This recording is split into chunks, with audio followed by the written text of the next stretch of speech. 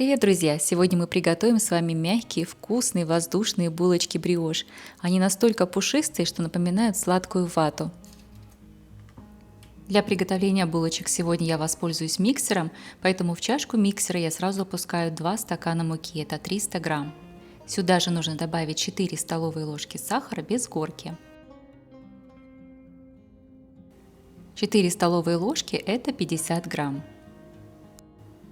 Сюда же в чашку я сразу добавлю пол чайной ложки соли, это 6 грамм, и 5 грамм дрожжей, ну или 1 пакетик. Также нам понадобится 50 мл теплой воды комнатной температуры, 50 мл это 6 столовых ложек. Нам также понадобится 150 грамм яиц. Я специально разбиваю яйца в чашку, чтобы измерить. Получилось 3 средних яйца. Яйца, кстати, у меня холодные, сразу из холодильника. Отправляем яйца в общую массу. Это тесто получается очень-очень мягкое, поэтому его намного удобнее делать с помощью миксера. Если у вас миксера нет, руками его тоже можно сделать. Просто это займет чуть больше времени. Начинаем замешивать тесто. Тесто собирается в комочек достаточно быстро, буквально 5 минут, и мы готовы к следующему этапу. Посмотрите, какое оно мягкое и тягучее. Ну а теперь нам нужно будет добавить 90 грамм размягченного сливочного масла. Это 6 столовых ложек. Я использую домашнее масло, которое приготовила сама. Если вам интересно, как его приготовить, я поставлю ссылочку в описании. Продолжаем замешивать тесто на небольших оборотах до тех пор, пока масло полностью не соединится со всеми остальными ингредиентами. Тесто получится еще более мягким и еще более тягучим. Посмотрите, какое оно облепило все стенки со всех сторон. Это так и должно быть. Прошло буквально 5 минут, и масло полностью соединилось со всеми остальными ингредиентами. Теперь я остановлю миксер, накрою полотенцем и дам тесту постоять минут 10.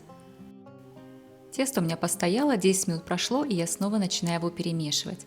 Перемешивать я его буду достаточно усиленно до тех пор, пока оно не соберется все в комочек, и до тех пор, пока стенки чашки не очистятся вот от этих вот налипших кусочков теста.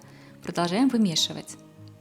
Я показываю процесс замешивания достаточно подробно, поскольку это как раз важный момент в создании вот той пористой структуры у булочек, конечного результата. Посмотрите, какое тесто должно получиться.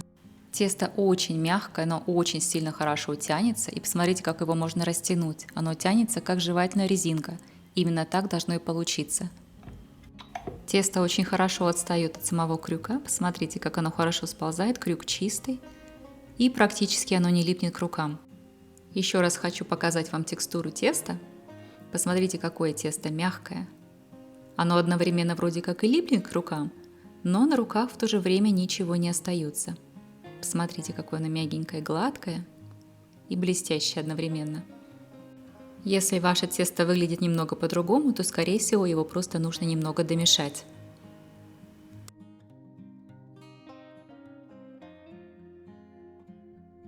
Перекладываем тесто в чашку в чистую, накрываем пищевой пленкой и отправляем его на расстойку примерно часа на 2. В этом тесте очень много масла, поэтому оно будет подниматься немножко дольше, чем обычное дрожжевое тесто. Тесто должно подняться не меньше, чем в 2 раза. Мое тесто уже постояло, 2 часа прошло, посмотрите, как оно хорошо поднялось. Я уже подготовила свою рабочую поверхность, стол я посыпала мукой, теперь буду выкладывать тесто прямо на стол.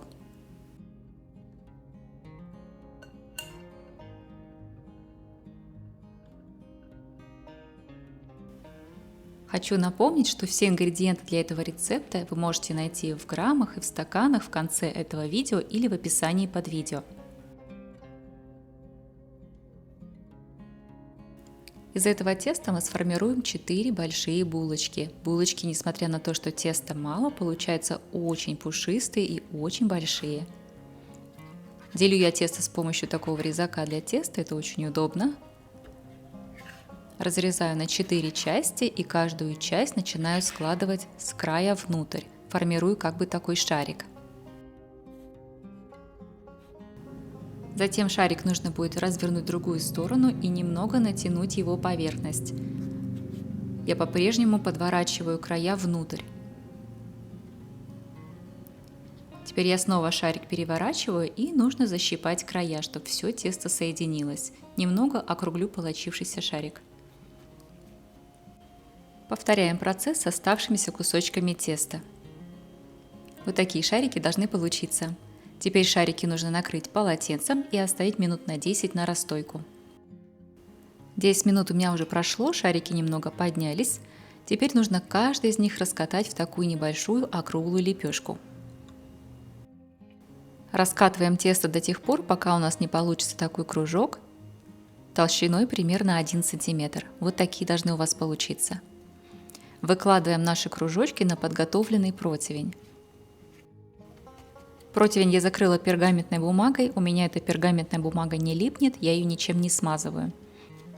Мне понадобилось 2 противня, на каждый противень я укладываю по 2 кружочка, они очень хорошо поднимутся, им понадобится дополнительное место. Для украшения верха булочек нам снова понадобится сливочное масло. Я взяла примерно 100 грамм, можно чуть больше, чуть меньше на ваше усмотрение. Его нужно будет порезать на небольшие квадратики и должно получиться примерно у вас, наверное, 28, в зависимости от того, сколько дырочек вы захотите сделать на каждой вашей булочке. Я делаю 7 дырочек на каждой булочке, я их делаю пальцем, при этом я продавливаю дырочки прямо до самого конца, до глубины, чтобы масло туда хорошо поместилось. Масло, когда укладываете в дырочки, тоже немного продавливайте его внутрь. Тесто вокруг масла поднимется, и масло окажется немного внутри. Так и должно быть. Сверху каждую булочку я посыплю сахаром. На каждую булочку у меня ушло 2 столовые ложки, это 25 грамм сахара. Можно добавить чуть больше, чуть меньше по усмотрению. Булочки я отправляю в духовой шкаф, но пока еще не выпекаться, они будут растаиваться 2 часа. Через 2 часа нужно будет включить духовку на 180 градусов по Цельсию и выпекать булочки 12-14 минут. Я хоть и говорю, что мы приготовили всего 4 булочки, но одной такой булочки хватает на 4 взрослых человека. Посмотрите, какая она большая. Это не булочка, это настоящий каравай. Попробуйте приготовить.